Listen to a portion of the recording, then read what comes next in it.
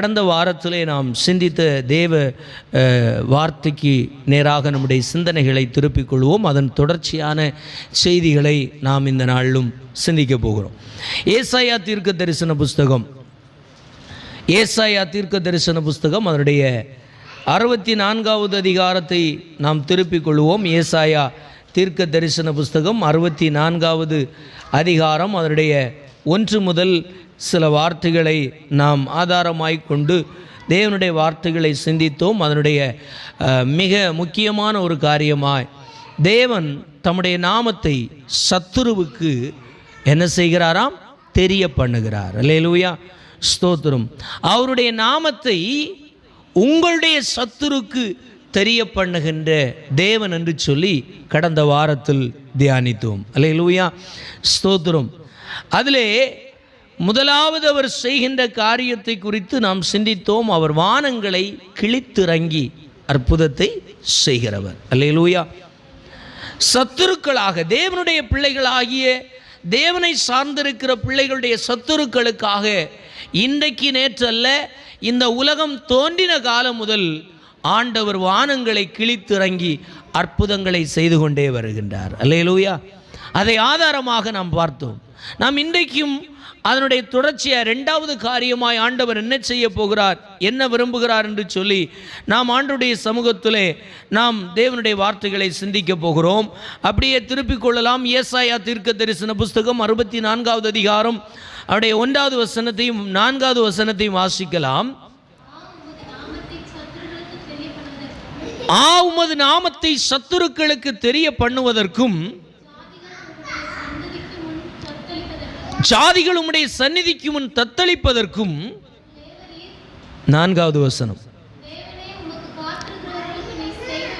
தேவனே உமக்கு காத்திருக்கிறவர்களுக்கு நீர் செய்கிறவைகளை நீரே அல்லாமல்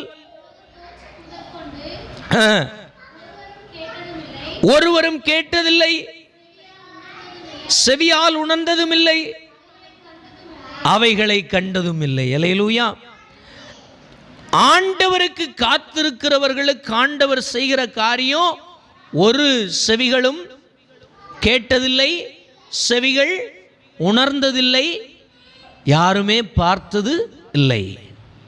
அந்த காரியம் எப்படியெல்லாம் நடந்திருக்கிறது என்று சொல்லி சில காரியத்தை நம்ம பார்த்தோம். அப்படின்னா அதனுடைய 1வது வசனம் முடிவிலே 2வது வசனத்தை வாசிக்கலாம்.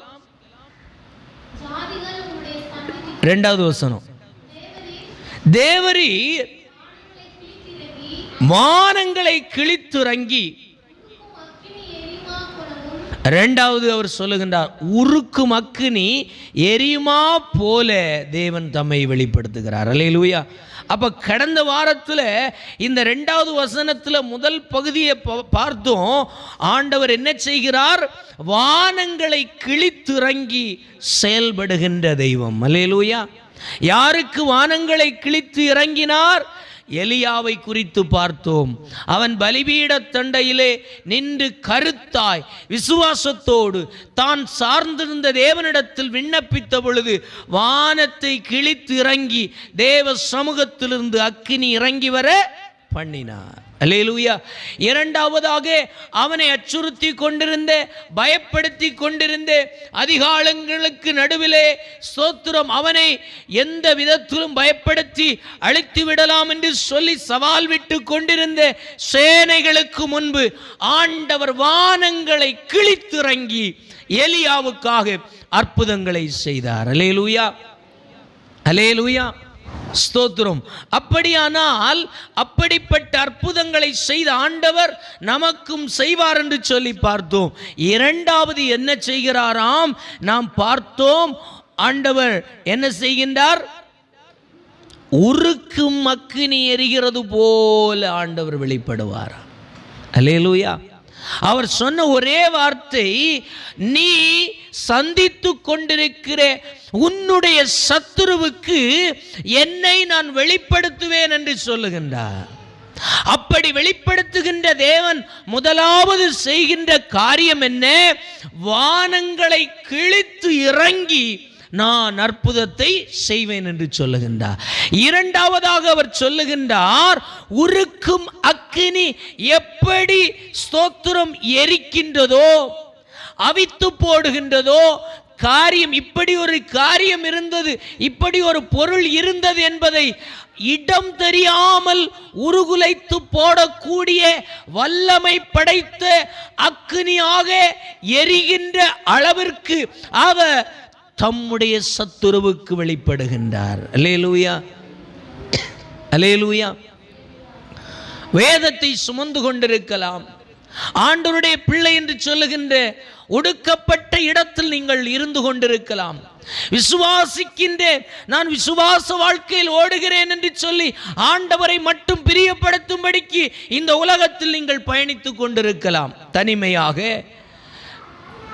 அற்பமான நிலையில் நீங்கள் ஓடிக்கொண்டிருக்கிற அந்த விசுவாச வாழ்க்கையில் ஆண்டவர் இரண்டாவது செய்கின்ற காரியம், நான் அக்கினி எப்படி பொருட்களை உருக்குகிறதோ, பொருட்களை எப்படி எரிந்து போக பண்ணுகிறதோ, அவித்து போடுகிறதோ, அதே வண்ணமாக நான் இருப்பேன் என்று ஆண்டவர் நமக்கு சொல்லுகின்றார். அல்லேலூயா.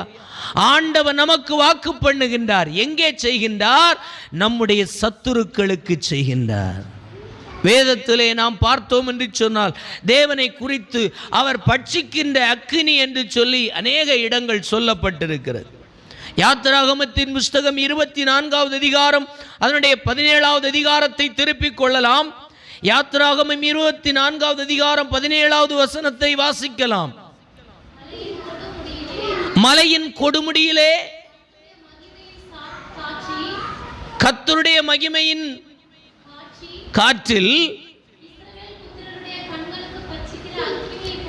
இஸ்ரவேல் ஜனங்களுடைய கண்களுக்கு பட்சிக்கின்ற, அப்படின்னா எல்லாவற்றையும் பட்சித்து போடுகின்ற, அவித்து போடுகின்ற, குப்பை கூட மீளா முடியாத அளவிற்கு இடம் இருந்த இடம் தெரியாமல் கருகி போக பண்ணக்கூடிய அளவிற்கு அந்த அக்கினியானதை ஜனங்கள் பார்த்தார்கள்.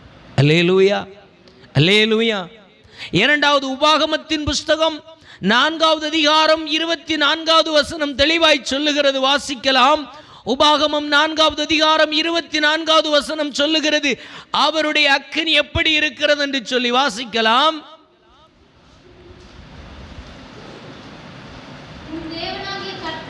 உன்னுடைய தேவனாகிய கர்த்தர், நீ ஆராதிக்கிற தேவனாகிய கர்த்தர் பட்சிக்கின்ற அக்கினி, அப்படின்னா பட்சித்து போடத்தக்க அக்கினி. அல்லேலூயா. அந்த அக்கினி புறப்பட்டு வருமானால், உன்னுடைய பிரச்சனைக்கு நேராக அந்த அக்கினி புறப்பட்டு வருமானால், உன்னுடைய வியாதிக்கு நேராக அந்த அக்கினி புறப்பட்டு வருமானால், ஜெயிக்கவே முடியல என்று சொல்லி சந்தித்து கொண்டிருக்கிற பிரச்சனையை குறித்து, என்னுடைய வாழ்க்கையில இந்த அக்கினி எனக்காக வெளிப்படுமானால் என்று சொல்லி நீங்கள் இருப்பீர்களானால், நீங்கள் சந்தித்து கொண்டிருக்கிற வியாதியோ போராட்டமோ பிரச்சனையோ அது இருக்கிற இடம் தெரியாதபடிக்கு தேவன் பட்சித்து போடுகின்றவர். அல்லேலூயா. அதான் அவர் சொல்லுகின்றார், அவர் எப்படிப்பட்டவர்? பட்சிக்கின்ற அக்கினி, பட்சித்து போடுகின்றவர். அல்லேலூயா. வாசிக்கலாம். உபாகமத்தின் புஸ்தகம் 9வது அதிகாரத்தை திருப்பிக் கொள்ளலாம். உபாகமத்தின் புஸ்தகம் 9வது அதிகாரம் அதனுடைய 3வது வசனம் என்ன சொல்லுகிறது? வாசிக்கலாம். உனக்கு முன்பாக கடந்து போகிறவர் என்பதை அறிந்து கொள்வு கடவாய், அவர் பட்சிக்கிற அக்கினியை போல அவர்களை அழிப்பார். அல்லேலூயா. சத்தமா சொல்லுங்களேன். அல்லேலூயா. இதைத்தான் ஆண்டவர் உங்களுக்கும் எனக்கும் வாக்கு பண்ணுகின்றார். அல்லேலூயா. இதைத்தான் ஆண்டவர் உங்களுக்கும் எனக்கும் ஆண்டவர் செய்ய விரும்புகின்றார். எல்லோரை போல அழைக்கப்பட்டவர்களை ஆண்டவர் உங்களை அழைக்கப்பட்டிருந்தால் ஸ்தோத்திரம், எல்லோரை போல எப்படியோ வாழ்ந்து கொண்டிருக்கலாம். ஆனால் நீங்களும் நானும் விசேஷமாய் அழைக்கப்பட்டிருக்கிறோம் என்பதை நீங்கள் முதலாவது புரிந்து கொள்ள வேண்டும். எதற்காக? நீங்கள் பல நேரத்தில் சந்தித்து கொண்டிருக்கலாம், நான் தனிமையிலே அழுது கொண்டிருக்கிறேன், தனிமையிலே புலம்பிக் கொண்டிருக்கிறேன், என்னுடைய பிரச்சனைக்கு உதவி செய்ய யாரும் இல்லை என்று சொல்லி கதறி கொண்டிருக்கலாம். விசுவாசிக்கின்ற தேவனுடைய பிள்ளைகளுக்காக ஒருவர் உண்டு என்பதை நீங்கள் மறந்து போகக்கூடாது. அவர் பட்சிக்கின்ற அக்கினி. அந்த பட்சிக்கிற அக்கினி என்ன பண்ணுகிறதாம் என்று சொன்னால், உங்களுடைய வாழ்க்கையில் இருக்கிற அத்தனையும் உருக்கும் அக்கினி எரிகிறது போல எரிந்து அது இருக்கிற இடம் தெரியாமல் அவித்து போடுகின்ற தெய்வம். அல்லேலூயா. உபாகமம் 9வது அதிகாரம் 1 முதல் 7 வரைக்கும் உள்ள வார்த்தையிலிருந்து நம்ம சில காரியத்தை நம்ம பார்க்க போகிறோம். அல்லேலூயா, அல்லேலூயா. ஆண்டவர் என்ன சொல்லுகிறார்? முதலாவது வசனத்தை வாசிக்கலாம். இஸ்ரவேலே நீ கேள்,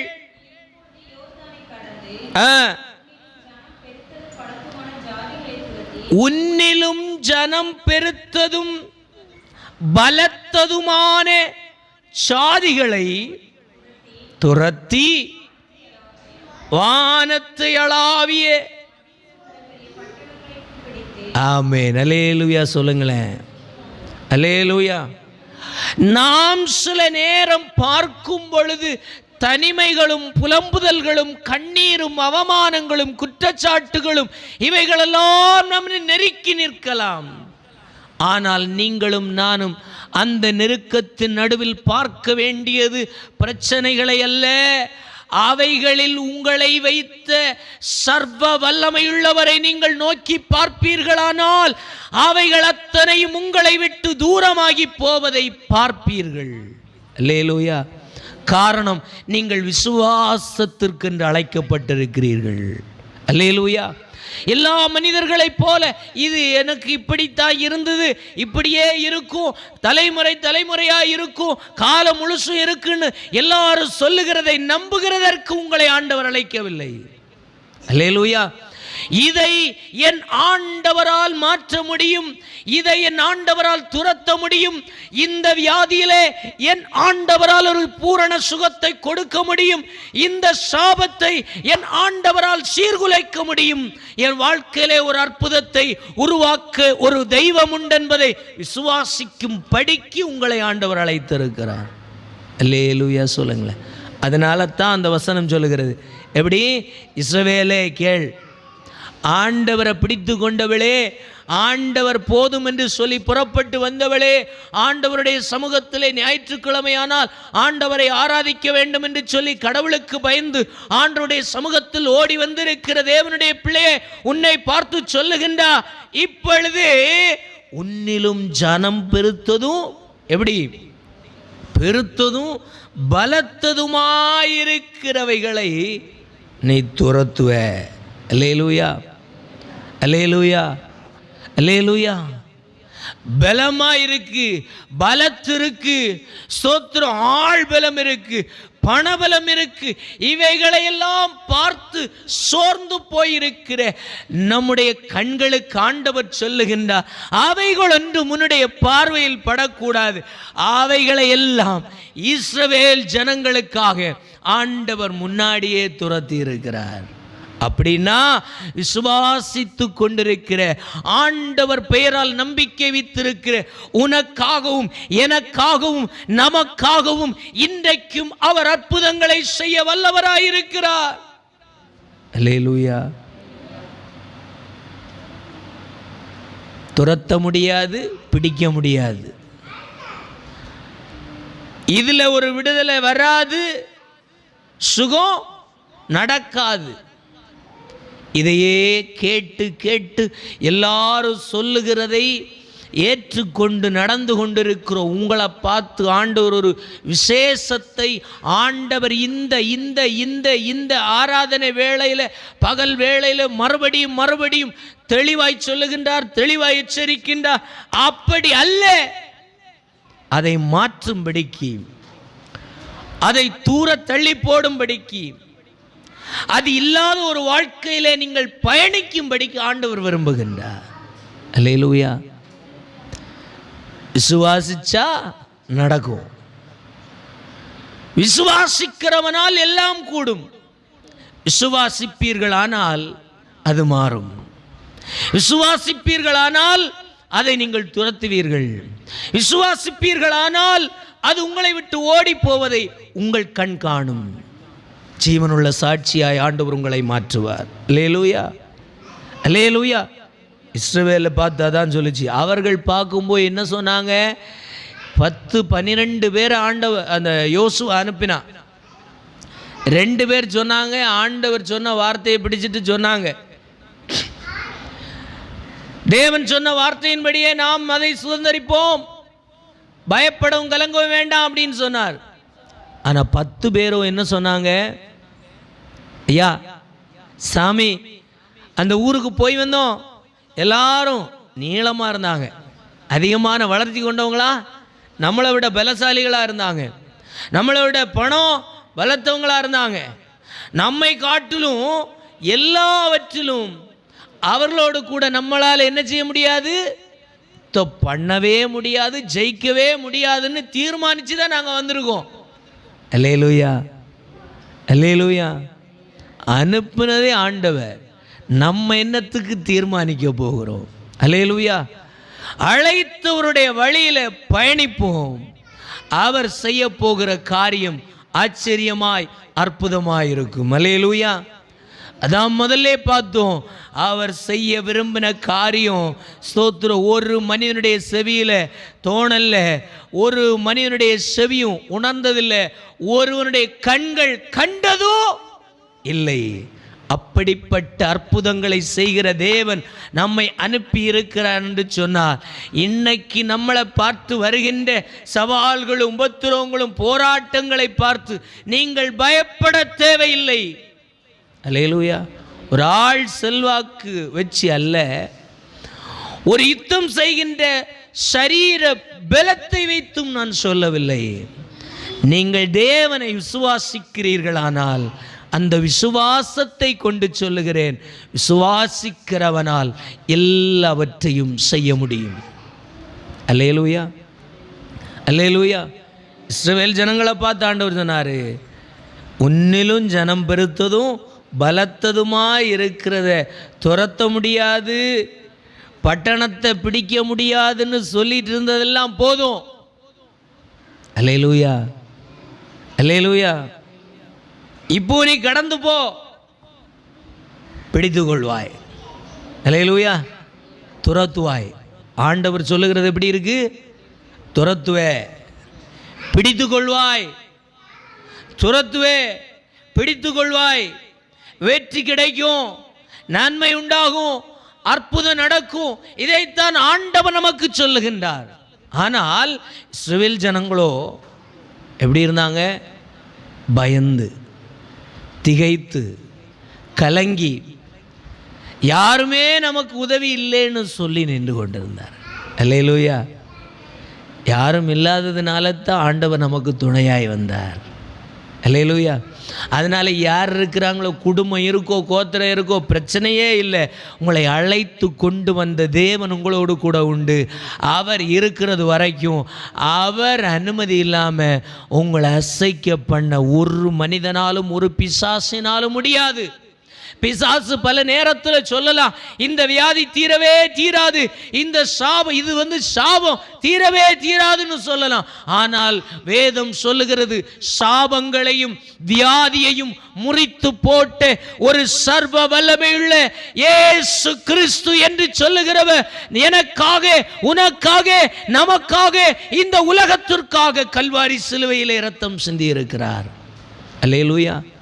அவர் இரத்தம் சிந்தி இருக்க நாம் இவைகள் எல்லாவற்றையும் பார்த்து பயந்து கொண்டிருக்க காரணம் என்ன? தேவை என்ன? விசுவாசித்தால் மகிமையை நாம் பார்க்க முடியும். அல்லேலூயா, அல்லேலூயா. 2வது வசனத்தை பார்த்தோம்னா, 2வது என்ன சொல்றாங்க? வாசிக்கலாம். ஏனாக்கின் புத்திரராகிய பெரியவர்களும் நெடியவர்களும், நான் சொன்ன இல்லை, நீளமானவங்களும், வாசிக்கலாம். ஜனங்களை துரத்திவிடப் போகிறாய். இவர்கள் செய்கைகளை நீ அறிந்து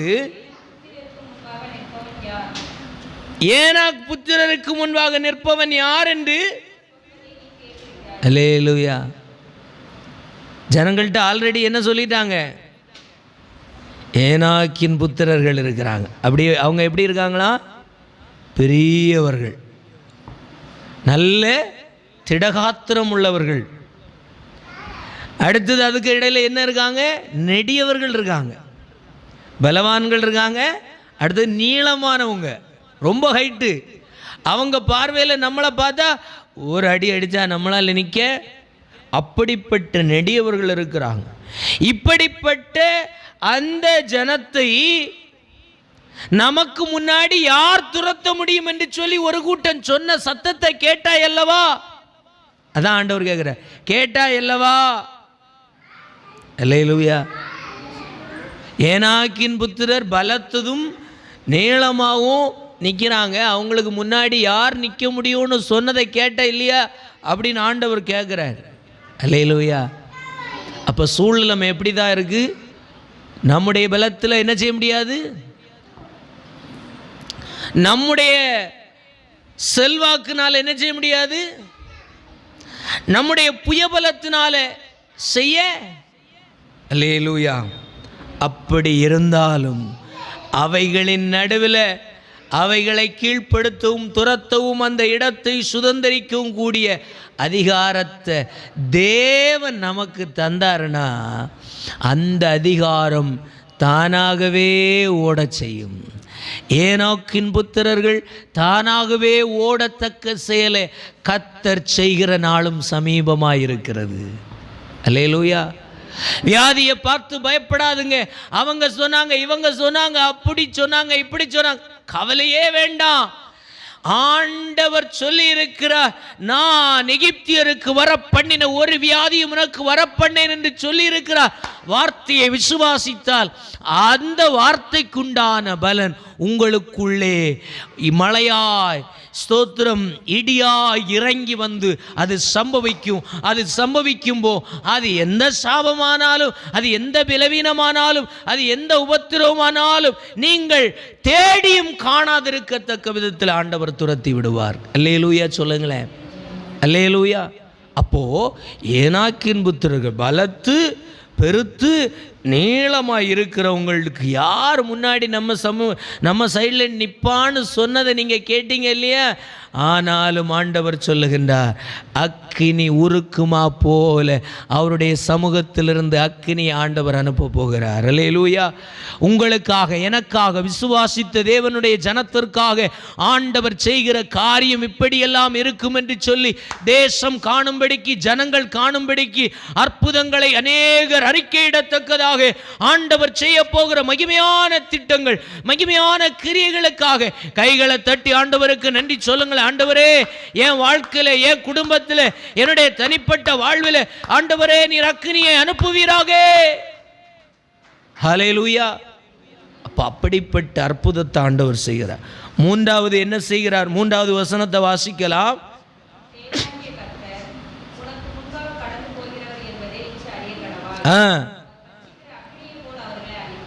ஆமென். அல்லேலூயா. ஆண்டவர் இந்த வசனத்துல மூணாவது சொல்லுகிறாரு, உன்னிலும் ஜனம் பெருத்ததா பார்த்தீங்க. ரெண்டாவது, உன்னை விட பலத்திலையும் சரி, நீளத்திலையும் சரி, உயரத்திலையும் சரி, அவன் பெருசாக இருக்கிறான், அவனுக்கு முன்னாடி எப்படி நிற்கிறதுன்னு நீங்கள் சொன்னதெல்லாம் கேட்டேன். மூணாவது வசனத்தில் அவர் சொல்லுகிறாரு, நீ போகிறதற்கு முன்னாடி உனக்கு முன்னாடி யார் இருக்கிறா? ஒருக்கா கூட வாசிக்கலாம். மூணாவது வசனம், உன் தேவனாகிய கர்த்தர் உனக்கு முன்பாக கடந்து போகிறவர் என்பதை இன்று அறிய கடவாய். அல்லேலூயா. இந்த சூழ்நிலை எப்படி மாறும், இந்த பிரச்சனை எப்படி மாறும், இப்படி இந்த போராட்டம் எப்படி மாறும், இதை எப்படி ஜெயிக்க போறோம்னு சொல்லி கலங்கி கொண்டிருக்கிற உங்களை என்னையும் பார்த்து ஆண்டவர் சொல்லுகிறார், போகிறது நீங்க அல்ல, உங்களுக்கு முன்னாகவே உங்களை அழைத்தவர் போகிறார். அல்லேலூயா. உங்களை தெரிந்தவர் போக போகிறார், உங்களை ரட்சித்தவர் போக போகிறார், உங்களுக்காக பலத்த கிரியைகளை செய்யும்படிக்கு அவர் முன்னாடி போக போகிறார். அல்லேலூயா சொல்லுங்களேன். சொல்லுகிற ஒரே ஒரு காரியம், கர்த்தர் முன்னாடி போக போறாரு. அவர் முன்னாடி போறதுனால என்ன நடக்குமா? அதே வசனம் சொல்லு, அவர் பட்சிக்கிற அக்கினியை போல உங்களுக்கு முன்பாக எழும்பி நின்று பயமுறுத்தி கொண்டிருக்கிற, உங்களை கலங்கடித்து கொண்டிருக்கிற, சோர்வடைய பண்ணி கொண்டிருக்கிற, பலவீனப்பட வைத்து கொண்டிருக்கிற, அநேக நேரத்தில் கவலைப்பட வைத்து கொண்டிருக்கிற சகலவற்றையும் ஆண்டவர் அழிக்க போகிறார். கைகளை தட்டி ஆண்டவருக்கு நன்றி சொல்லுங்களேன். கைகளை தட்டி ஆண்டவருக்கு நன்றி சொல்லுங்களேன். கைகளை தட்டி ஆண்டவருக்கு நன்றி சொல்லுங்களேன். ஆண்டவர் சொல்லுகின்றார், ஸ்தோத்திரம், உனக்கு முன்பாக நான் கடந்து போகிறவர் என்பதை நீ இன்னைக்கு அறியணும். அப்படி அறியும்போ பட்சிக்கிற அக்னியை போல இறங்கி உன் முன்பு இருக்கிற சகலத்தையும் சுட்டெரித்து இருக்கிற இடம் தெரியாம ஆண்டவர் பண்ண அவர் ஜீவனுள்ளவராயிருக்கிறார், உண்மையுள்ளவராயிருக்கிறார், வல்லமை படைத்தவராயிருக்கிறார். இன்றைக்கு நீங்கள் விசுவாசித்துக் கொள்ளுங்கள். அல்லேலூயா.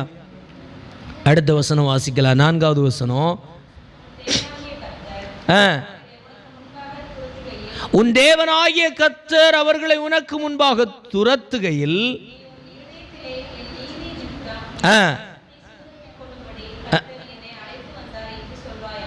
அல்லேலூயா. இப்போ இந்த எல்லா அற்புதத்தையும் நான் செய்கிறேன்னு சொல்கிறவ 2 ரிக்வெஸ்ட் பண்ணுறார், 2 நிபந்தனை கொடுக்கிறார். இந்த சூழ்நிலைமை கடக்கவே முடியாதுன்னு நினைச்சிட்டு இருந்த காரியத்தில எல்லாம் கடக்க பண்ணும்படி, ஜெயிக்க பண்ணும்படிக்கு, அவைகள் ஒன்றும் இருக்கிற இடம் காணாமல் பண்ணும்படிக்கு ஆண்டவர் உங்களுக்காக யுத்தம் செய்ய போகிறார். அதை இன்றைக்கே செய்வேன், இந்த நாட்களிலே உங்களுடைய கண்கள் காணும் என்று சொல்லுகிறவர் சொல்லுகின்றார். 2 ரிக்வெஸ்ட் சொல்றார். ஒன்று, இதெல்லாம் நான் செய்யும்போ நீ ஒன்று உன் மனசில் நினைக்காத. என்ன நினைக்காத? நான் ஜெபம் பண்ணதுனால ஆண்டவர் செய்தார் நினைக்காத. நான் பரிசுத்தமா இருந்ததுனால ஆண்டவர் எனக்கு நினைக்காத. நான் ஆண்டவருக்கு விசேஷமான பிரியமானவன் என்று சொல்லி நீ நினைத்து விடாதே. நான் இல்லை, அவங்கள காட்டிலும் இவங்களை காட்டிலும் ஆண்டவருக்கு பிரியமானவன். இத்தனை மணி நேரம் ஜெபம் பண்ணுறேன், இத்தனை மணி நேரம் உபவாசிக்கிறேன், இத்தனை மணிக்கு ஆலயத்துக்கு போகிறேன், ஆண்டவருக்கு இதையெல்லாம் செய்கிறேன் என்று சொல்லி உன் இருதயத்திலே நீ என்ன செய்திராதே. அல்லேலூயா. மறுபடியும் ஒருக்கா வாசிங்களேன். உன் தேவனாகிய கர்த்தர் அவர்களை உனக்கு முன்பாக துரத்துகையில் நீ உன்னுடைய இருதயத்தில் என் நீதி நிமித்தம் இந்த தேசத்தை சுதந்தரித்துக் கொள்ளும்படிக்கு கர்த்தர் என்னை அழைத்தாரு, கொண்டு வந்தாருன்னு சொல்லிடாத. அல்லேலூயா, அல்லேலூயா. அப்போ எதனால கொண்டு போகிறாரு? வாசிக்கலாம், தொடர்ந்து அதே பகுதியை தொடர்ந்து வாசிக்கலாம். அந்த இடத்தில் நான் ஆல்ரெடி நிறுத்தப்பட்டிருந்த ஜனங்கள் அவர்களுக்குள்ளே இருந்த ஆகாமியத்தின் நிமித்தமாக கர்த்தர் அவர்களை உனக்கு முன்னாடி துரத்தி உன்னை அந்த இடத்துல கொண்டு ஸ்தாபிக்கிறார். அல்லேலூயா. அப்போ வேதம் தெளிவாய் சொல்லுகிற, ராஜாக்களை தள்ளி ராஜாக்களை ஏற்படுத்துகிற தேவன் என்று வேதம் சொல்லுகிறது. அப்போ சிலரை தள்ளி சிலரை அந்த இடத்துல ஏற்படுத்துகிறார் என்று சொன்னால் மனுஷ பலத்தில் அல்ல, தேவன் ஏதோ ஒன்றை செய்து கொண்டிருக்கிறார் இந்த உலகத்தில். அல்லேலூயா. ஆண்டவருடைய பிள்ளைகளை பார்த்து சொல்லுகிறாரு, நான் ஒன்னே கொண்டு சேர்க்கிற இடத்துல முடியவே முடியாதுன்னு உட்கார்ந்துட்டு இருக்கிற ஒன்றை தான் அதே இடத்துல நிறுத்த போறேன், உட்கார வைக்க போகிறேன், ராஜாவை போல மேன்மைப்படுத்த போறேன் அப்படின்னு சொல்லுகிறார். ஆனா இன்ஸ்ட்ரக்ஷன் கொடுக்கும்போது 2 காரியத்தை கொடுக்கிறார். அதுல முதல் காரியம், நீ உன் ஜெபத்தினால, உன் உபவாசத்தினால, உன் பரிசுத்தத்தினால நீ ஆண்டவருக்கு விசேஷமா ஆண்டவர் பார்த்தாரு அப்படின்னு சொல்லி நீ நினைச்சிடாத அப்படின்னு சொல்லிட்டார். அப்படிப்பட்ட நீதியில் நம்ம இல்லை. ஆண்டவருக்கு முன்னாடி எந்த மனுஷன் இந்த உலகத்தில் நீதியா ஒரு மனிதனும் இல்லை. வேதம் தெளிவாய் சொல்லுகிறது, எல்லா மனிதர்களும் தேவனுடைய மகிமையற்றவர்களாகி தேவனுக்கு விரோதிகளாகவே இருக்கிறார்கள். அல்லேலூயா.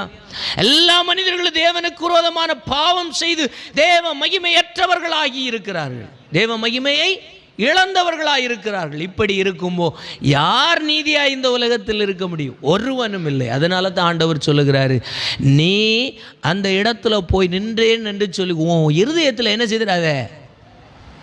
அநேக நேரம் ஆண்டவருடைய பிள்ளைகளுக்கு வர்ற பிரச்சனை என்னன்னா, ஆண்டவர் கொடுக்குற சில விடுதலை வாங்கின பிறகு அவங்க இருதயம் பலதையும் சிந்திக்கும். அல்லேலூயா. எல்லா முயற்சிகளையும் எடுத்து தோல்வியற்ற நேரத்தில் அவர்கள் ஆண்டவரேன்னு கூப்பிடுகிற சத்தத்திலிருந்து ஏதோ ஒரு அற்புதத்தை செய்தா, அந்த அற்புதத்தை வாங்கிய பிற்பாடாக, அந்த அதிசயம் நடந்த பிற்பாடாக மனிதர்கள் சொல்லுகிறார்கள், என்ன சொல்றாங்க? நான் இந்த ஹாஸ்பிட்டலுக்கு போய் எனக்கு சுகம் கிடைச்சிட்டு. அல்லேலூயா. நான் ஆண்டவருடைய சமூகத்தில் இந்த உடன்படிக்கையை செய்தேன், அதனால ஆண்டவர் எனக்கு செய்தார். ஏதோ ஒன்றை பிடித்து தொங்கி கொண்டிருக்கிறோம். அல்லேலூயா. ஆனால் ஆண்டவர் சொல்லுகிறார், அப்படி உன் இருதயத்தில் மட்டும் நினைச்சிடாத. அல்லேலூயா.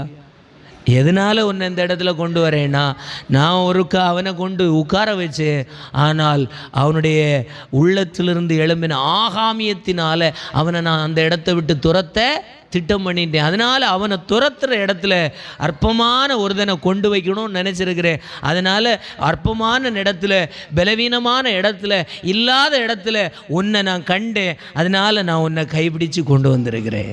அல்லேலூயா. அப்போ மேன்மை பாராட்ட என்ன இல்லை? மேன்மை பாராட்ட நமக்கு இடம். அல்லேலூயா. பரிசுத்த வேதம் தெளிவாய் சொல்லுகிறது, மேன்மை பாராட்ட நமக்கு இடம் இல்லை. அதைத்தான் இங்கே சொல்லுகின்றார்.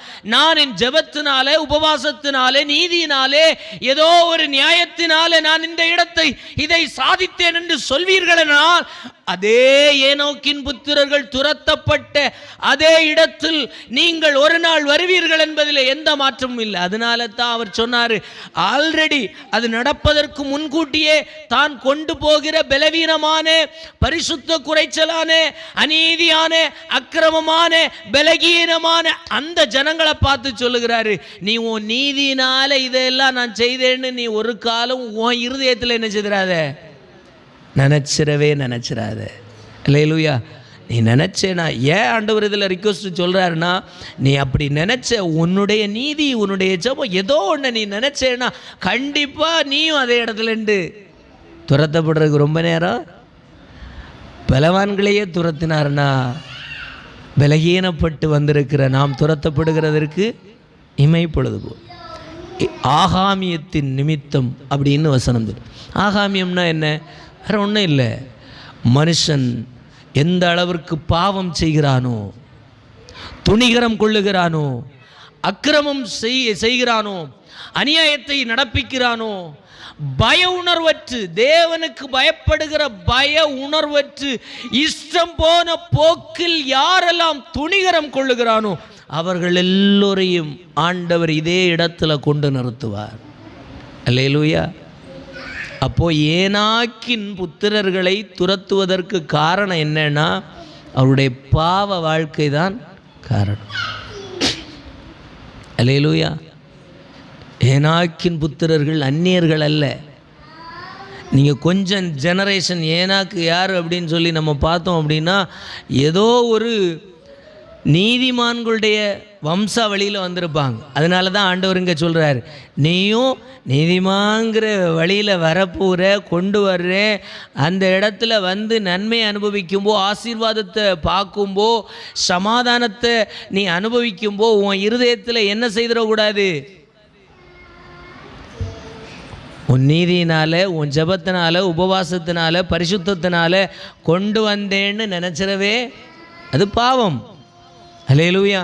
அப்போ ஆண்டவர் பார்க்கின்ற ஒரு ஒரு ஒரு ஒரு இருதயம் எப்படி இருக்குது அப்படின்னா, நம்ம உள்ளத்தில் என்ன நினைக்கிறோம் என்பதை உற்று கவனிக்கிறார். நம்முடைய உள்ளம் நினைக்கிறது சரியானதாக இருந்தால் நாம் சரியான பாதையில் ஆண்டவரால் வழிநடத்தப்பட முடியும். ஆனால் ஆண்டவருக்கு விரோதமானதை எப்போ நம்முடைய இருதயம் சிந்திக்குமோ அப்பொழுதே ஆண்டவர் நமக்கு விரோதியாய் மாறிவிடுவார்.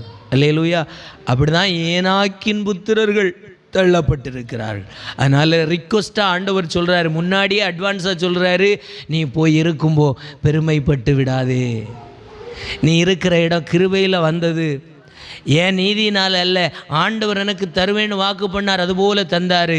சொல்லிட்டு போயிட்டே இரு. அல்லேலூயா. அதில் மேன்மை பாராட்ட நமக்கு ஒன்றும் இல்லை. இதெல்லாம் சாதித்ததுனால அந்த சாதனையினால் ஒரு மேன்மையும் இல்லை. யாரோ ஒருவர் அன்றைக்கு சாதித்த இடத்தில் நாம் நின்று கொண்டிருக்கிறோம். நாம் நின்று கொண்டிருக்கிறதற்கு ஒரே காரணம், நாம் புறக்கணிக்கப்பட்டதும் தள்ளப்பட்டதுமாய் கிடந்தோம். ஆனபடி நம்மை அவருடைய கண்கள் கண்டது. அல்லேலூயா.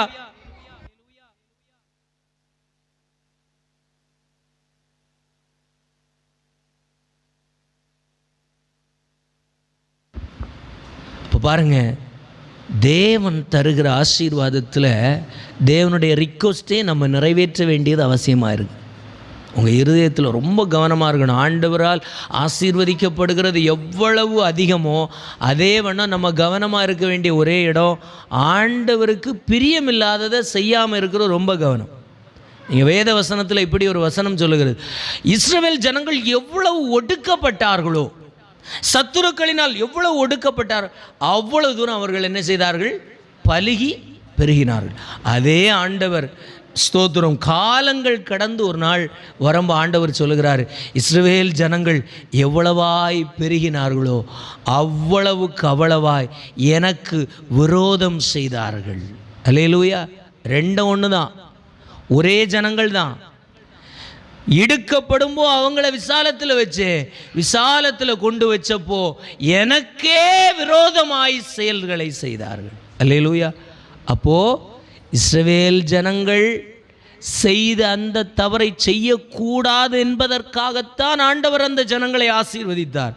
ஆனால் அதே இடத்துல மறுபடியும் அவர்கள் குற்றமாய் நின்று கொண்டிருந்தார்கள். உங்களை பார்த்து சொல்லுகின்றேன், நீங்கள் ஒருவேளை ஆண்டவரால் ஆசீர்வதிக்கப்பட்டு மேன்மைப்படுத்தப்பட்டு நன்மையை அனுபவிக்கும் பொழுது நீங்கள் இதை மறக்கக்கூடாது. எதை மறந்தாலும், வாக்குத்தத்தத்தை மறந்தால் கூட அவர் அப்பப்போ நினைவுபடுத்துவார். ஆனால் இதை மறக்கக்கூடாது. நீங்கள் போகிற பாதை யாரோ ஒருவருக்கு துரத்தப்பட்ட இடம், யாரோ ஒருவருக்கு மறுக்கப்பட்ட இடத்தில் நிற்கிறீர்கள். இஷ்டம் போல வாழ்கிறதுக்கு அங்கே அனுமதி. அல்லேலூயா. ஒன்னே ஒன்று, ஆண்டவர் இதை தந்தார், ஆண்டவர் இதை சொன்னார், ஆண்டவர் அப்படியே பயணித்து கொண்டிருப்பது மட்டுமே நமக்கு கொடுக்கப்பட்டிருக்கிற பாக்கியம். அல்லேலூயா. ரெண்டாவது என்ன சொல்லுகின்றார், அப்போ ஒன்றாவது என்ன சொல்லுகிறார், ஏன் நீதினால, ஏன் நியாயத்தினால, என்ன நல்லவர்னு கண்டதுனால, அப்படி ஒன்றும் இல்லை. தெளிவாயிட்டா? நம்மளை ஆண்டவர் அழைக்கிறதுக்கு அப்படி ஒன்றும் நம்மகிட்ட ஒன்றும் இல்லை. ஆனாலும் யாரோ ஒருவரை துரத்த வேண்டிய இடத்துல ஆண்டவர் நம்மை கண்டிருக்கிறார். அது மட்டும்தான், அது அவருடைய கிருபை. நமக்கு கொடுக்கணும்னு அவர் நினச்சதுனால நம்ம பெற்றிருக்கிறோம். அது மட்டுமே ஒழிய நம்ம ஜெபம் எல்லாம் நிற்காது, நம்ம பரிசுத்தம் எல்லாம் நிற்காது, நம்ம உபவாசம் எல்லாம் நிற்காது. ஒருவேளை நிற்கும்னு நீங்கள் நினச்சிங்கன்னா முயற்சி பண்ணி பாருங்கள். அல்லேலூயா. ஸ்தோத்திரம். அடுத்து 5வது வசனம் வாசிக்குமோ அங்கே ஒரு ரிக்வெஸ்ட்டை சொல்கிறாரு.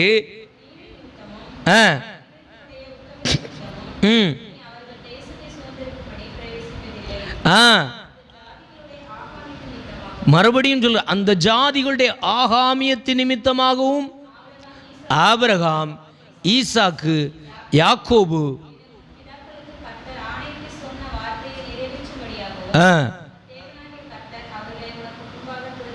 அல்லேலூயா சொல்லுங்களேன். அப்போ உனக்கு முன்பாக இன்று பலத்து நின்று கொண்டு உன்னை தடுத்து கொண்டிருக்கிற, உனக்கு இடைஞ்சல் கொடுத்து கொண்டிருக்கிற, உன்னை சபித்து கொண்டிருக்கிற, உன்னை ஸ்தோத்திர அலைக்கழித்து கொண்டிருக்கிற பலவான்களை துரத்துவதற்கு ஒரே ஒரு ரிக்வெஸ்ட் தான் அவர் மறுபடியும் சொல்லுகிறார். அவருடைய ஆகாமியமும் ரெண்டாவது என்ன சொல்லுகிறார், வாக்கு தத்தத்தினால். ஒரு கூட்ட விசுவாச பிள்ளைகள் இதே வாக்குத்தத்தத்தை வாங்கிட்டாங்க. ஆனால் அந்த வாக்குத்தத்தை அவர்கள் அனுபவிக்காமல் கடந்து போயிருக்கிறார்கள். அதான் சொல்ற, ஆபிரகாம், ஈசாக்கு, யாக்கோபு இப்படிப்பட்ட விசுவாச மார்க்கத்தாருக்கு நான் வாக்கு பண்ணி இருக்கிறேன். ஒரு கூட்ட ஜனத்தை இந்த இடத்துல ஏற்படுத்துவேன், ஆசீர்வதிப்பேன், நிலைப்படுத்துவேன், மேன்மைப்படுத்துவேன், திரளாய் பெருக பண்ணுவேன் என்று சொல்லி வாக்கு பண்ணின வாக்குத்தத்தங்கள் காத்திருக்கிறது தேசத்தில். அல்லேலூயா. அந்த வாக்குத்தத்தம் என்னுடைய நீதியாய் வாழ்ந்த, எனக்கு உத்தமமாய் வாழ்ந்து மறைந்த பரிசுத்தவான்கள் கையிலே சொன்ன வாக்குத்தத்தத்தை நிறைவேற்றும்படிக்கு நான் உன்னை இணைக்கு கொண்டு போகிறேன். அல்லேலூயா. அவன் நாம் ஆசீர்வதிக்கப்படுகிறதற்கு என்ன காரணம் எல்லாம் இருக்குது? ஒன்று, ஒரு கூட்டம் தங்களை பாவத்தினால், ஆண்டவருக்கு விரோதமான காரியத்தினால் தங்களை கெடுத்து கொண்டதினால். இன்னொன்று எதனால? இந்த தேசத்தில் வாக்குத்தத்தம் இருக்கிறது. வாக்குத்தத்தத்தை அறியாத தேசத்தில் வாக்குத்தத்தம் கொடுக்கப்பட்டிருக்கிறது என்று சொன்னால், நமக்கு முன்னாடி பல விசுவாச நீதிமான்கள், பல விசுவாச தகப்பன்மார்கள், யாக்கோபை போல, ஈசாக்கை போல, ஆபிரகாமை போல கர்த்தரால் கொடுக்கப்பட்ட விசுவாச வாழ்க்கையின் வாக்குத்தத்தங்கள் ஒன்றையும் காணாமல் கடந்து சென்ற, நம் கண்களுக்கு தெரியாத சில நீதிமான்களுடைய ஆண்டவர் சொன்ன வாக்குத்தத்தங்களை நிறைவேற்றும்படிக்கு நம்மை, உங்களை, என்னை கொண்டு வந்து நிறுத்தி இருக்கிறார். அல்லேலூயா, அல்லேலூயா, அல்லேலூயா. அப்போ நீங்களும் நானும் உயர்த்தப்படுவதற்கும், இந்த தேசத்தில் நிலைநிற்கப்படுத்தப்படுவதற்கும், இந்த தேசத்தில் ஸ்திரப்படுவதற்கும், இந்த தேசத்தில் கனப்படுத்தப்படுகிறதற்கும், இந்த தேசத்தில் மேன்மைப்படுத்தப்படுகிறதற்கும் காரணம் ரெண்டே ரெண்டு. ஒன்று, அவர்கள் ஆகாமியத்தினால் தங்களை கெடுத்ததினால், பாவங்களினால் தங்களை கெடுத்ததினாலும், இரண்டாவது, ஒரு கூட்ட ஜனங்கள் விசுவாச மார்க்கமாய் வாழ்ந்து மரித்திருக்கிறார்கள். ஆனால் அவர்கள் கையிலே ஆண்டவர் கொடுத்த வாக்குத்தத்தங்கள் இருக்கிறது. அந்த வாக்குத்தத்தங்கள் நிறைவேறுகிறதற்கான காலம் வந்திருக்கிறது.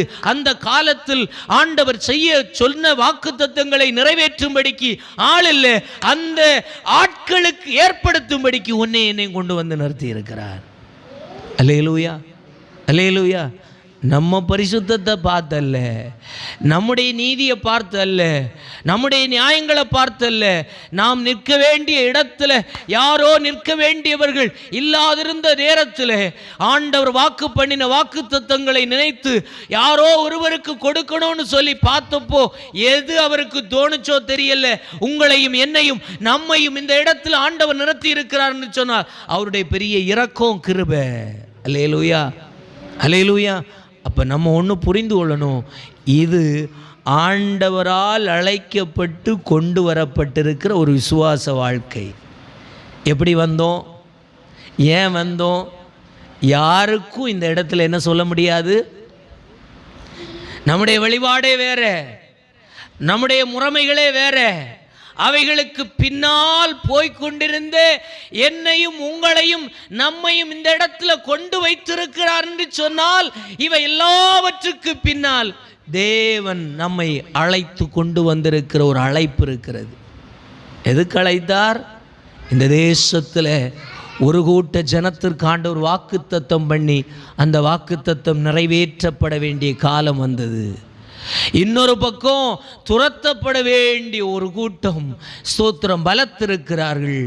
உன் சுயபலத்தினாலேயோ உன்னுடைய புயபலத்தினாலோ துரத்துகிறதல்ல, கர்த்தரே துரத்துகிறதை உன் கண் காணும்.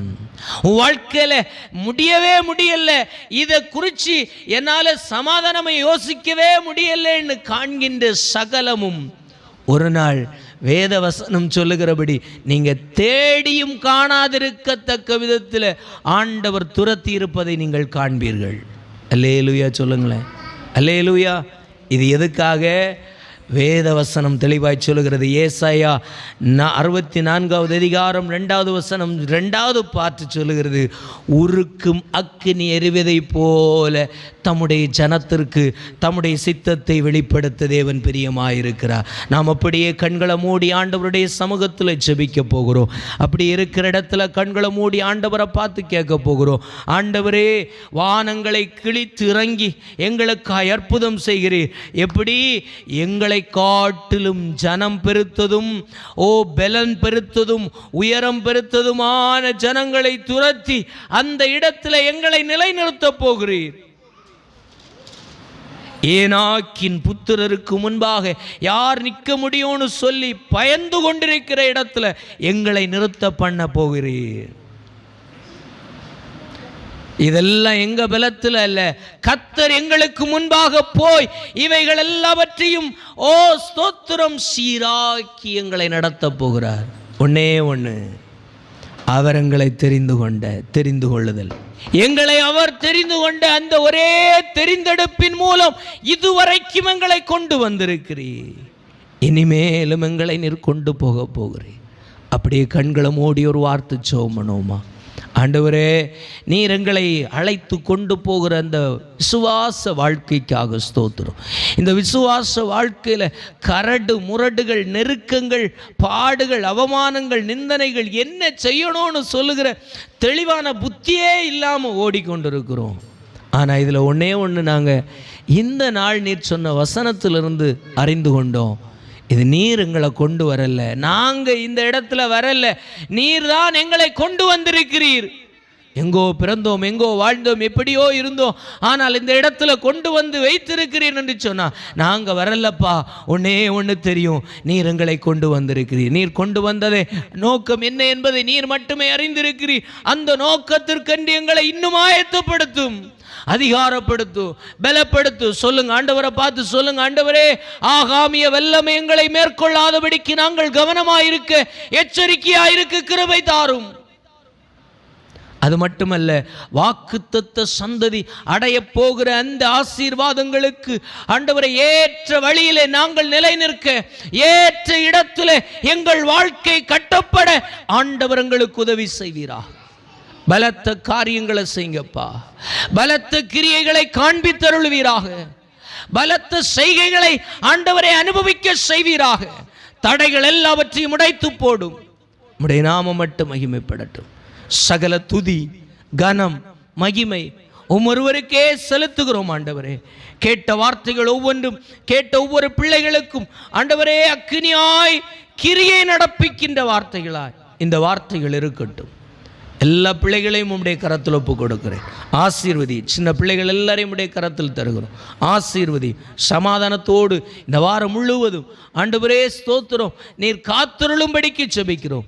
வருகிற வாரம் முழுவதும் ஆண்டுடைய கிருபை இவர்களுக்கு முன்பாக இருந்து இவர்களை அழைத்த அழைப்பின் நோக்கத்தை அதிசயமாய், அற்புதமாய், கிரியைகளின் மூலமாய் நீர் இவர்களோடு கூட இருக்கிறீர் என்பதை காண செய்யும், விளங்க பண்ணும். உம்முடைய திருநாமத்தை மகிமைப்படுத்துங்கப்பா. உடைய கரத்திலே தாழ்த்துகிறோம். சகல துதி, கன மகிமையாவும் ஒருவருக்கே செலுத்துகிறோம். இயேசுவின் நாமத்தில் ஜெபிக்கிறோம். எங்கள் ஜெபம் கேளும் ஜீவனுள்ள நல்ல பிதாவே, ஆமென். என் ஆத்துமாவே கர்த்தரை ஸ்தோத்திரி, என் முழுவதுமே கர்த்தருடைய பரிசுத்த நாமத்தை ஸ்தோத்திரி. என் ஆத்துமாவே கர்த்தரை ஸ்தோத்திரி, கர்த்தர் செய்த சகல உபகாரங்களை மறவாதே. ஆமென்.